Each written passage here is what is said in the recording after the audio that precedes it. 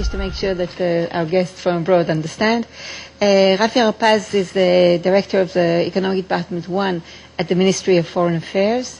He's been there for 2 years exactly. Prior to that, he assumed the post of Director of Public Affairs at the Embassy of Israel in Washington, D.C. In this capacity, he headed the Office of Public Affairs and oversees its work with a wide range of constituencies. He also handled the political portfolio for African affairs. Mr. Harpaz most recently served as Deputy Director of the Regional Security Department and Export Control Coordinator at the Ministry of Foreign Affairs in Jerusalem. He has previously served at Israeli missions in Sweden, Switzerland, and the Ivory Coast, and in North American Department of the Minister of Foreign Affairs. Rafi will speak about the role of government in promoting trade and business. Rafi, please.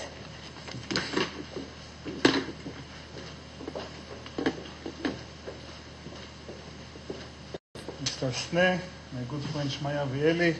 I served with Shmaya for 4 years in Washington until recently, 3 years actually. He was there for 3 years.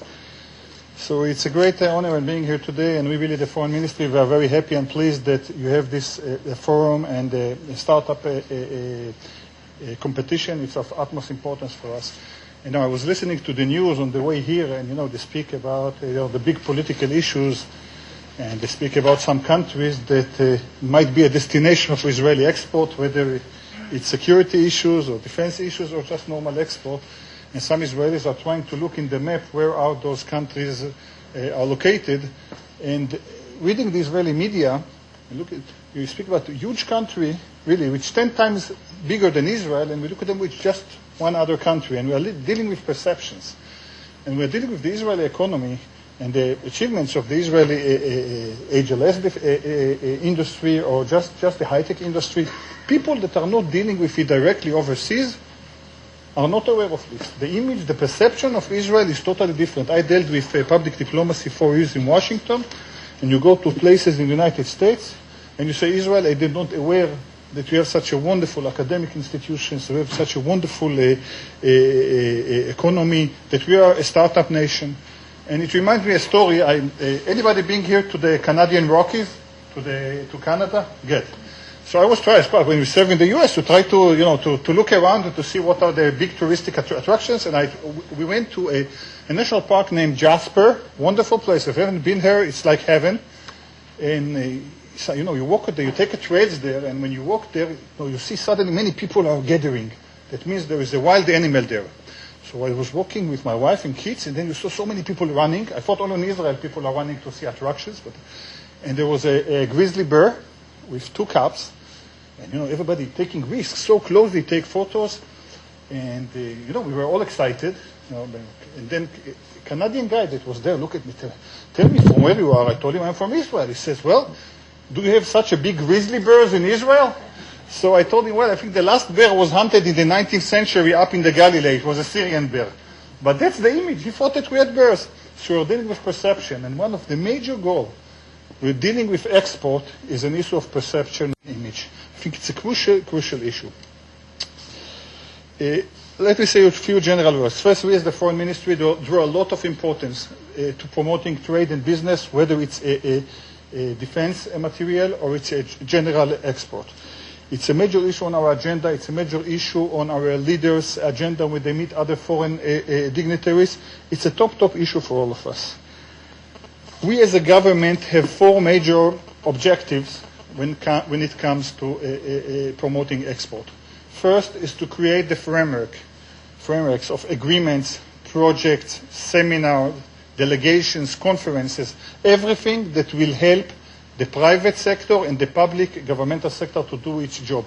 If signing a bilateral agreement with another country on water cooperation will help us export Israeli technology, I will promote it. If organizing a homeland security conference will help Israeli defense industries to do their export, I will do it. This is our role as a government. Major objective, keeping us very busy. You can't imagine how many official visits we have in Israel on those areas every week.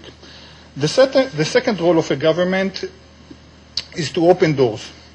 And I think There is a tremendous change when it comes to the Israeli, at least Israeli ambassadors and diplomats when it comes to this. Today, we look at our ambassadors as economic and trade ambassadors, and not just the big political issues or hasbara, public diplomacy.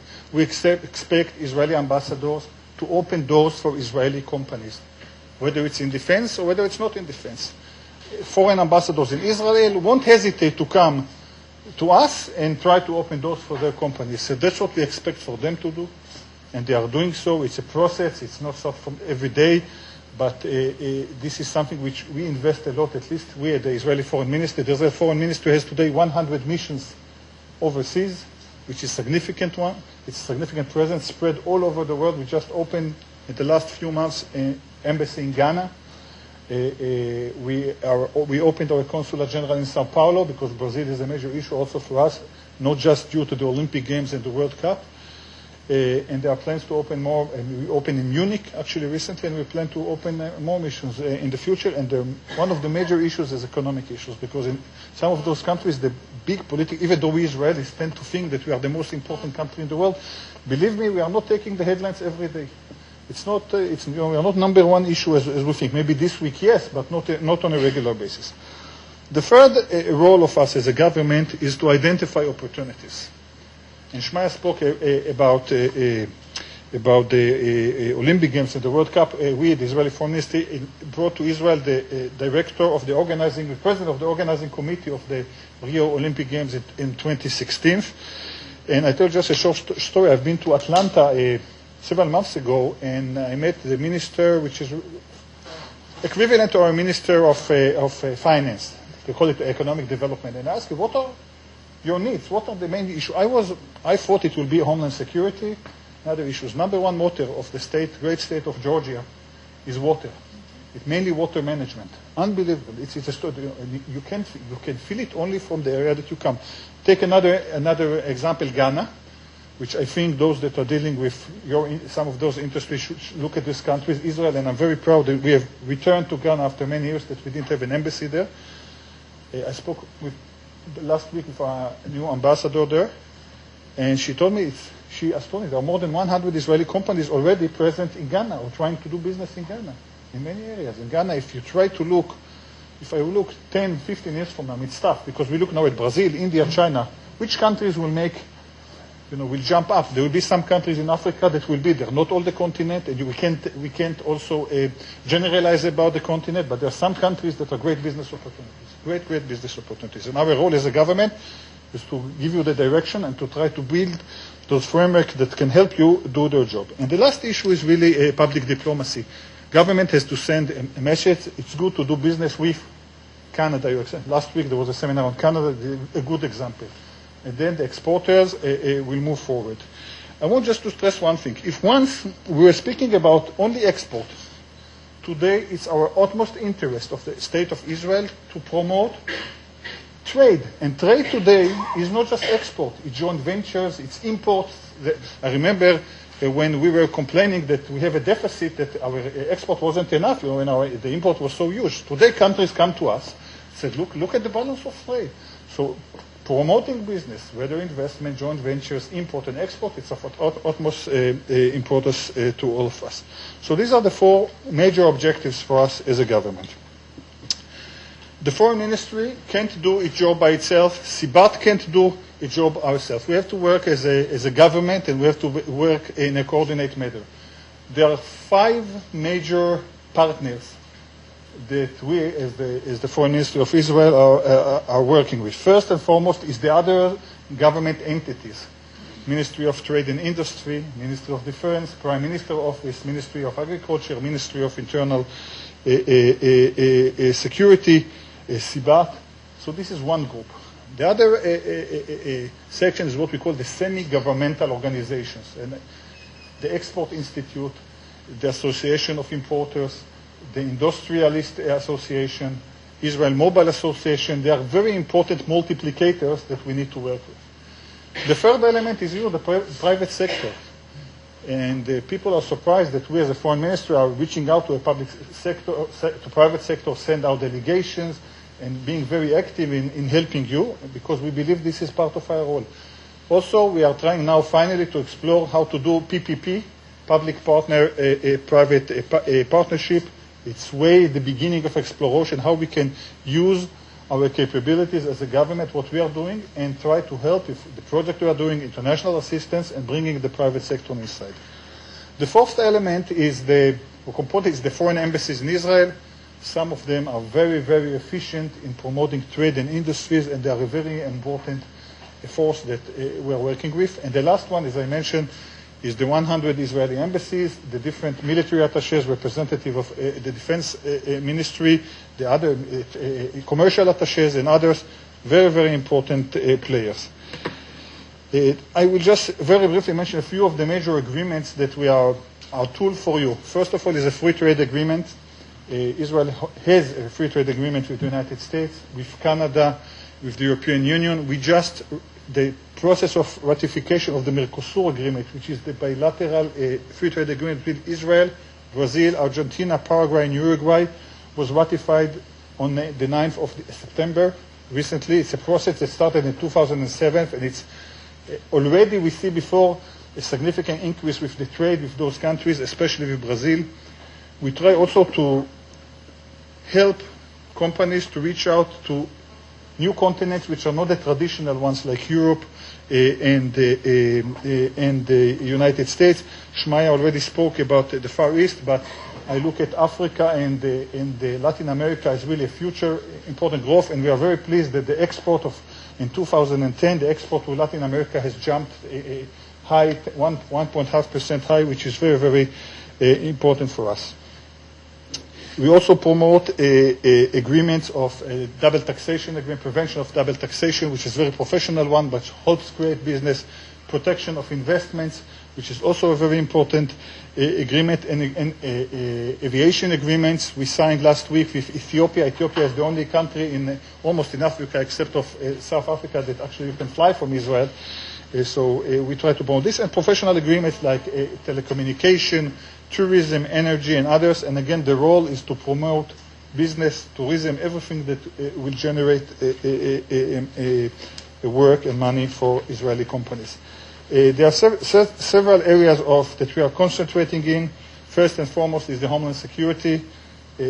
Water and energy are a major, major issue. Renewable energy, it's an area which Israel has technologies, we are very sophisticated, we are not implementing them. Differently from water, which we are implementing the technologies in Israel, we have the technologies in renewable energy, but you don't see much implementation. Life science is also another major issue that we are concentrating in. I would like to mention a few of the things that are on our agenda for the next year, let's say by the end of 2012, that you just be aware. Many of them are related to the issue of defense and homeland security. First and foremost, we had last week a 5th delegation of big airports directors from North America that we are bringing to Israel every year. Some of them met companies, they've been to the big industries, and it's a very successful project. We brought, since 2006, we brought more than 50 big airport directors from the United States to Israel.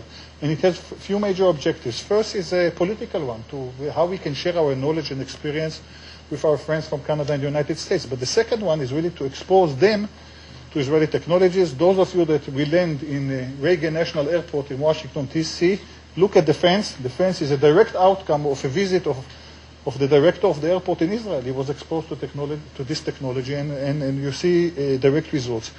In February, we are bringing for the first time big delegation of the biggest hospitals in the United States and Canada to Israel.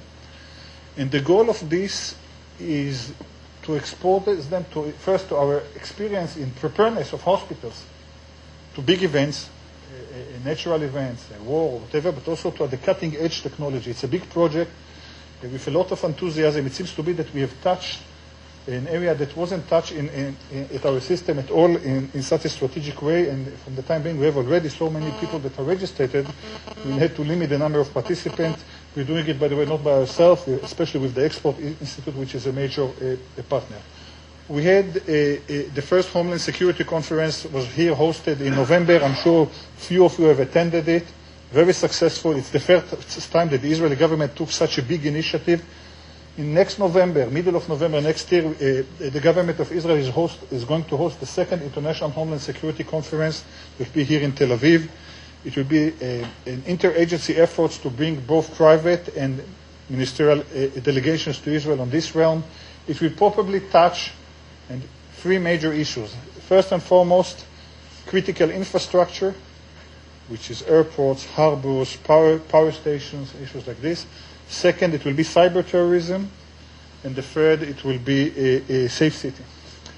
And the first conference that we did was such a big success. We were deliberating whether we should do it on a yearly basis, but we decided to do it on every 2 years in November. So it's supposed to be a permanent exhibition and a professional conference. And we hope that we'll succeed. So you can mark the date in the middle of November for this conference. In addition, there will be some other big conferences that the government of Israel is organizing. The first one is in the middle of November, WATEC International Conference on Water. That the issue of water security will be one of them. Already we have more than 30 ministers from different countries in the world that are arriving to this conference. So it's going to be a great business opportunities. All the areas that were sold for companies to present their exhibition there. So I think it's another big business opportunities. And there will be other opportunities. Also, the foreign ministry is promoting business delegations that we are taking with us, whether with the foreign ministers or others, to its trips abroad in order to open doors for them. An example, the Minister of Trade of Industry is right now in Lithuania, exactly with such kind of exhibition.